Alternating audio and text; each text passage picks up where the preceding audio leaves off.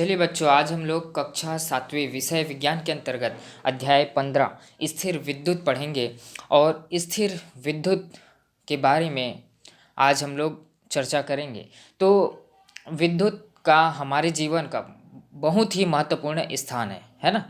तो सभी जानते हैं कि विद्युत का हमारे जीवन में कितना ज़्यादा जो है महत्वपूर्ण स्थान रखता है, और इसके बिना हम आधुनिक समाज की कल्पना भी नहीं कर सकते। ठीक है, क्या कर सकते हैं क्या कि हमारे जो समाज है आज जो है विद्युत के बिना अपूर्ण हो जाती हैं। तो इसी कारण आधुनिक समाज में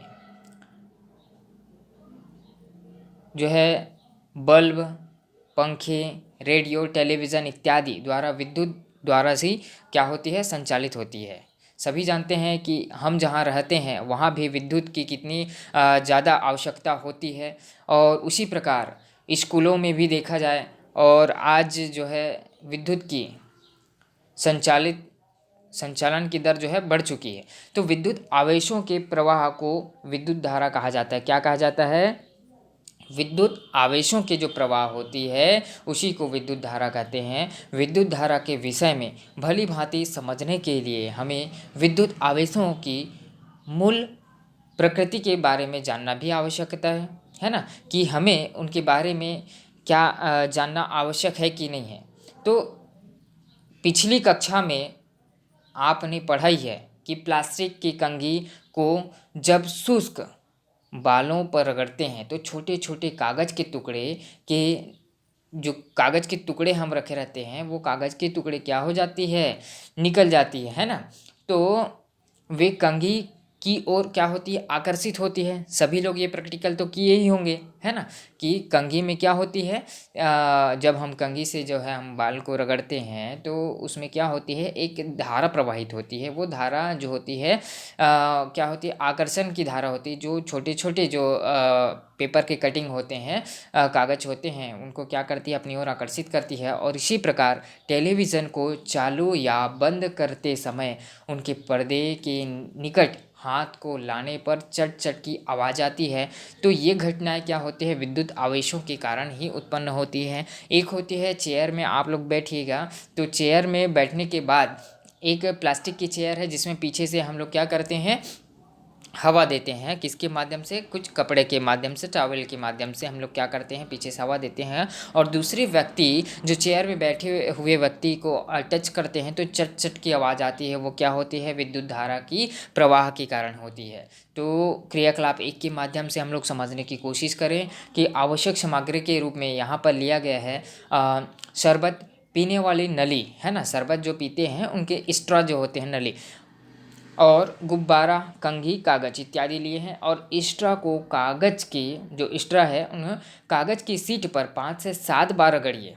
स्ट्रा को कागज की सीट में 5 से 7 बार रगड़ के देखिएगा तो दीवार पर लगाइए।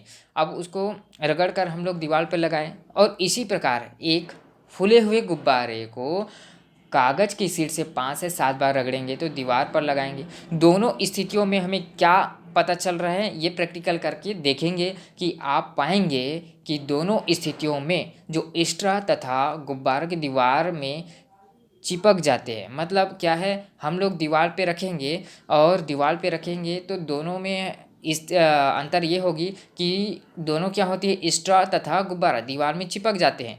तो रूखे बालों पर कंघी करने तथा स्ट्रॉ या गुब्बारों को कागज से रगड़ने पर आवेशित हो जाते हैं। ये क्या होती हैं, विद्युत धारा, है ना। विद्युत धारा क्या होती है, आवेशित होती है। आवेशित और अनावेशित वस्तुएं क्या क्या होती हैं?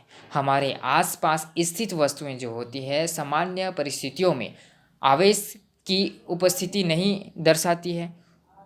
उनमें से कुछ को जो है किसी कागज या अन्य पदार्थ से रगड़ने पर आवेशित हो जाती है। तो आइए कुछ समझने की कोशिश करें।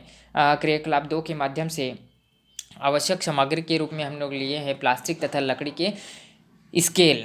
प्लास्टिक या फिर लकड़ी की स्केल ले सकते हैं और पेन, कंघी, गुब्बारा, लोहे की कील लेते हैं और देखते हैं कि सूती कपड़ा, मोमबत्ती, पॉलीथीन की थैली, प्रत्येक वस्तु को बारी बारी से हम लोग क्या करते हैं, पॉलीथीन की थैली से रगड़ कर कागज़ के टुकड़े, छोटे छोटे टुकड़े करते हैं और टुकड़ों के समीप रखते हैं। तो अपनी जो कॉपी के नीचे सारणी देखेंगे कि एक सारणी बनी हुई है और ये जो सारणी है और इस सारणी में देखेंगे 15.1 सारणी में कागज़ के टुकड़ों को आकर्षित करने वाली वस्तुएं, जैसे यहाँ पर आवेशित वस्तु जो होती है जो आकर्षित करती है। और दूसरा कॉलम में देख सकते हैं, दूसरी कॉलम यहाँ पर देखो, ये है दूसरी कॉलम, ये फर्स्ट कॉलम, और दूसरी कॉलम में दिया गया है कागज़ के टुकड़ों को आकर्षित नहीं करने वाली यानी कि अनावेशित वस्तु, है ना। तो अब बात करें कि हम लोग प्लास्टिक के स्केल लेते हैं ना, और उस प्लास्टिक के स्केल में हम लोग देखेंगे छोटे छोटे कागज़ के जो टुकड़े रहते हैं वो हम शुष्क बालों पर जो है स्केल को रगड़ते हैं तो उनमें क्या होती है, जो छोटे छोटे जो कंकड़ रहती हैं, छोटे छोटे डस्ट रहते हैं, कागज़ के टुकड़े रहते हैं, वो क्या होती है, आकर्षित हो जाती है किसमें, प्लास्टिक के स्केल में। तो किसके अंतर्गत आई, वो आवेशित वस्तु के अंतर्गत आई ना। हाँ, उसी प्रकार कागज़ के टुकड़ों में हम लोग लकड़ी की स्केल लेते हैं तो लकड़ी की स्केल में क्या ऐसा प्रोसेस होगी, ऐसी क्रिया होगी, क्या नहीं होगी, तो वो किस में आ गई, अनावश्यक में आएगी। तो उसी प्रकार पॉलीथीन की थैलियाँ को भी हम लोग कर सकते हैं, गुब्बारे को भी कर सकते हैं, सूती के कपड़े, कंघी। तो ये जो है यहाँ पर 1, 2, 3, 4 जो कॉलम है उसमें आप सभी को फिलअप करना है कि कौन सा आवेशित वस्तु के अंतर्गत आती है, कौन सा अनावेशित वस्तु के अंतर्गत आती है। उसके बाद हम लोग देखेंगे आवेशों की प्रकृति।